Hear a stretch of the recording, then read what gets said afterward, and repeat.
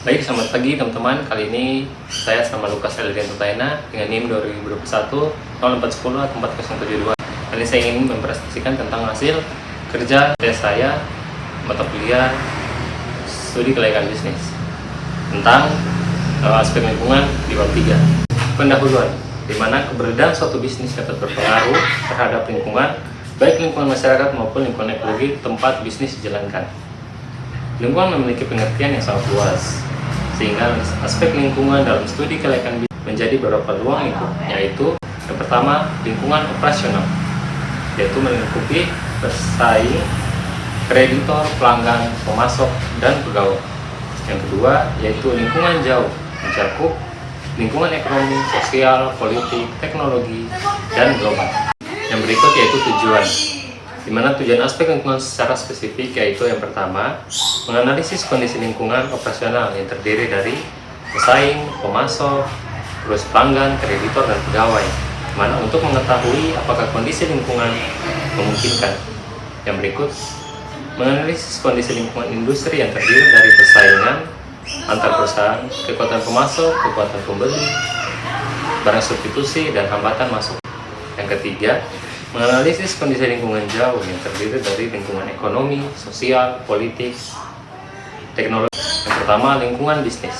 Lingkungan bisnis merupakan semua unsur yang di luar perusahaan dan tidak dapat dikendalikan oleh perilaku bisnis yang dapat mempengaruhi kinerja perusahaan. Yang kedua, lingkungan operasional, di mana merupakan lingkungan yang memiliki kaitan langsung dengan aktivitas operasional perusahaan. Lingkungan perusahaan meliputi lingkungan pesaing, lingkungan pemasok, lingkungan pelanggan, lingkungan kreditor, dan lingkungan pegawai. Yang ketiga, lingkungan industri, di mana membagi 5 kekuatan yang menentukan persaingan dalam suatu industri, yaitu masuknya pendatang baru, mencoba produksi substitusi, daya tawar-menawar pembeli, daya tawar-menawar pemasok, dan persaingan. Yang keempat adalah sumber data.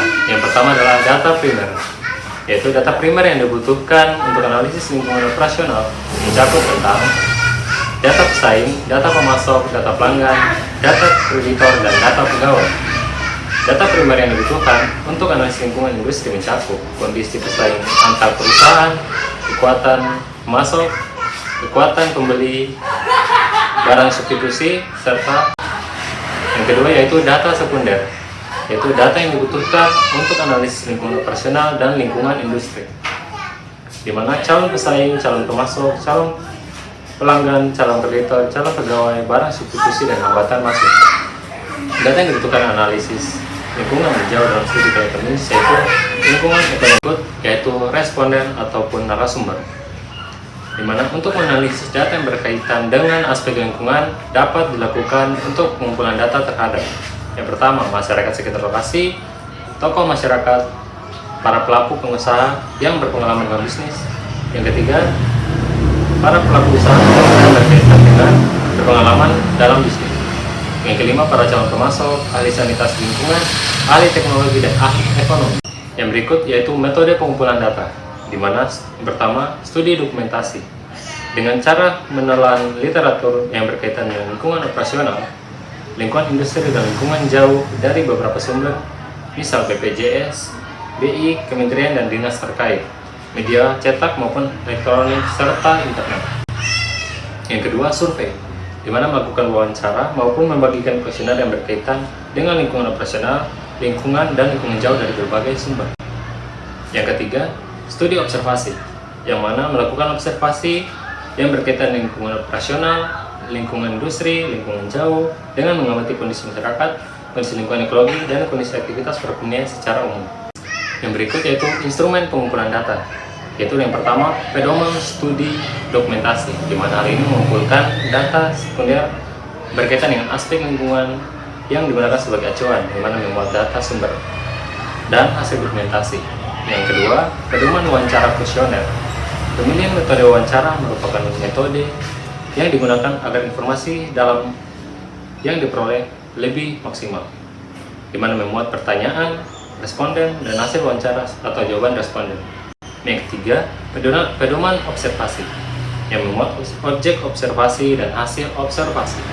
Analisis data, di mana yang pertama analisis kualitatif, Dilakukan dengan cara memberikan uraian temuan di lapangan, baik berdasarkan studi dokumentasi, observasi, maupun wawancara tentang kondisi lingkungan dan dampak positif serta dampak negatif juga usaha-usaha yang dapat digunakan untuk mengurangi dampak negatif yang akan muncul dari ide bisnis tersebut. Yang kedua yaitu analisis kuantitatif, yang mana analisis matriks profil persaingan. Hal ini digunakan untuk mengetahui posisi relatif perusahaan yang dianalisis dibandingkan dengan perusahaan pesaingnya. Yang kedua yaitu analisis SWOT, di mana digunakan untuk menggambarkan secara jelas bagaimana peluang dan ancaman eksternal yang dihadapi perusahaan disesuaikan dengan ketakutan, kekuatan, dan kelemahan yang dimiliki oleh perusahaan. Yang ketiga yaitu analisis kesesuaian lingkungan bisnis, digunakan untuk menilai apakah lingkungan bisnis sesuai dengan budaya masyarakat. Jika tidak sesuai dengan lingkungan budaya masyarakat, maka bisnis tidak dapat layak dijalankan. Baik, yang berikut adalah analisis dampak positif dan negatif ide bisnis terhadap lingkungan. Yang pertama yaitu menentukan dampak positif dari ide bisnis. Yang kedua, menentukan bobot untuk setiap dampak maupun negatif dari ide bisnis. Yang ketiga, menentukan skor penilaian untuk setiap dampak positif maupun negatif dari ide bisnis. Yang keempat, kaitan bobot dengan skor ataupun penilaian untuk setiap dampak positif maupun negatif dari ide bisnis. Analisis biaya dan manfaat digunakan untuk membuat keputusan publik dengan membandingkan manfaat dan biaya yang harus dikeluarkan dengan pertimbangan kesejahteraan masyarakat. Analisis ini biasanya untuk mengenai dampak lingkungan atau AMDAL. Analisis ini melihat biaya secara menyeluruh dengan mempertimbangkan manfaat dan biaya sosial. Baik, dari materi yang saya paparkan tadi, di mana kesimpulannya yaitu aspek lingkungan dilakukan dengan menganalisis tingkat kesesuaian lingkungan dengan ide bisnis serta menganalisis perbandingan dampak positif dan dampak negatif bisnis bagi lingkungan. Sebuah ide bisnis dinyatakan layak berdasarkan aspek lingkungan jika lingkungan ide bisnis minimal sesuai dengan kondisi lingkungan dan memiliki dampak positif yang besar terhadap lingkungan dibanding dampak negatif.